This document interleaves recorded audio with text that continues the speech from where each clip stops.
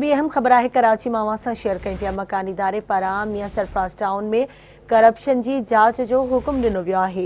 हैदराबाद की regional director local government ऐं assistant director local fund के जांच जो हुक्म दिनो वियो है। मुलाज़िमन के पगारूं न ॾियण ऐं करप्शन बाबत जांच करे रिपोर्ट पेश कई वञे। इख्तियारनि जो इहो चवणु आहे मकानी इदारे पारां 15 ॾींहनि में जांच रिपोर्ट जमा कराइण जो हुक्म दिनो वियो आहे। अहम ख़बर आहे कराची खां मकानी इदारे पारां मियां सरफराज टाउन में करप्शन की जांच जो हुक्म दिनो वियो आहे। हैदराबाद के रीजनल डायरेक्टर लोकल गवर्नमेंट ऐं असिस्टेंट डायरेक्टर लोकल फंड के जांच जो हुक्म दिनो वियो आहे।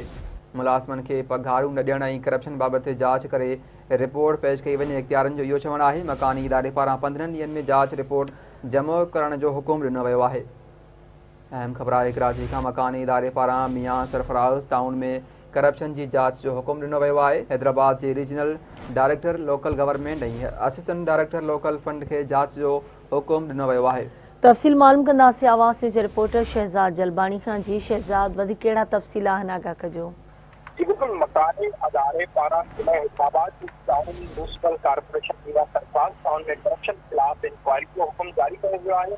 इसलिए मकानी इदारे पारां हैदराबाद के रीजनल डायरेक्टर लोकल गवर्नमेंट ऐं हैदराबाद के असिस्टेंट डायरेक्टर लोकल फंड में इंक्वायरी जो हुक्म जारी कयो वियो आहे।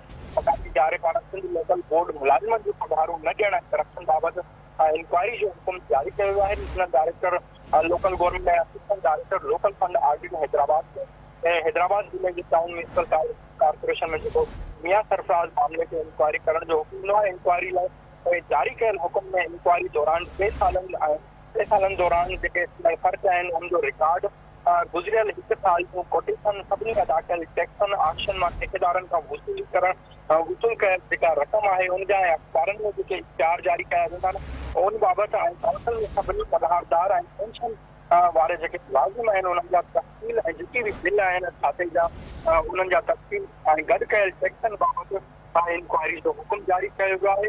ऐं 15 ॾींहनि जे अंदरि इंक्वायरी ऐं रिपोर्ट जमा कराइण जो हुक्म इनमें ऑर्डर में लिखियलु आहे। जी वॾी महिरबानी शहजाद अपडेट करण लाइ।